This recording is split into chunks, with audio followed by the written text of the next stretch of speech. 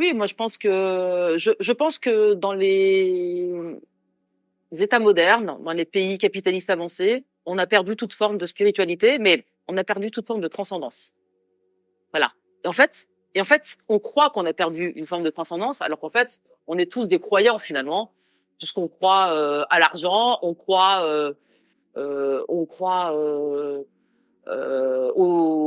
au capitalisme, on croit à la démocratie telle qu'elle se présente à nous, qui est en fait une démocratie raciste et bourgeoise. On est des croyants en fait. On croit aussi à la laïcité. Tout ça, c'est des formes de croyances en fait. Mais c'est des croyances qui nous empêchent de voir la réalité des conflits et des polarisations sur le terrain. C'est-à-dire qu'en fait, la réalité qui est que l'histoire n'est pas terminée, puisqu'on nous a vendu l'idée que l'histoire était terminée lorsque le mur de Berlin était tombé. Non, l'histoire n'est pas finie en fait. Il y a toujours des conflits et des conflits de plus en plus durs et qui réapparaissent aujourd'hui de manière brutale. Mais on a été endormis par des idéologies qui nous ont fait croire à la fin des conflits. Bon, du conflit de classe et des autres conflits. Bon, donc d'une part, on vit sous régime de certaines croyances, mais on a perdu les croyances populaires. Mais moi, je pense que dans un monde aussi sec, aussi moderne, aussi froid, il nous manque un lien spirituel. Et ça, je pense qu'effectivement, c'est quelque chose de politique. Et toutes les luttes qui ont lieu dans le Sud sont toujours spirituelles, en fait.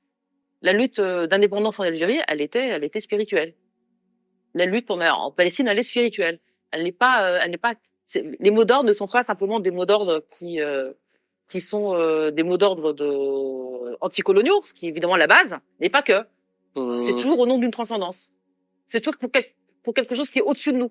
Qu'est-ce que ça pourrait apporter dans ce contexte-là? Parce que vous prenez le cas, par exemple, de l'Algérie, j'imagine, c'est avec l'émir Abdelkader, etc., et le conflit palestinien, mais là, il y a d'autres gens pourraient dire c'est du djihadisme, quoi, quelque part, de manière caricaturale. Voilà, il y a une forme de transcendance supérieure qui nous pousse à résister face à l'émir Abdelkader, par exemple, même s'il était très spirituel, d'obédience soufie et tout.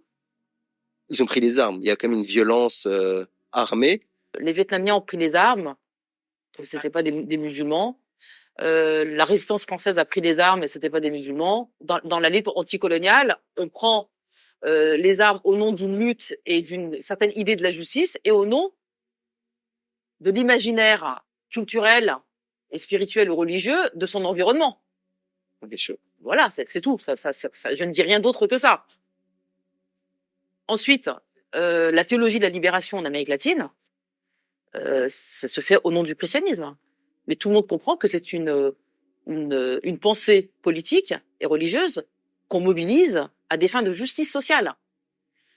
Mais le christianisme, on peut aussi le mobiliser à des fins d'oppression, comme on l'a fait avec les 10 Indiens d'Amérique.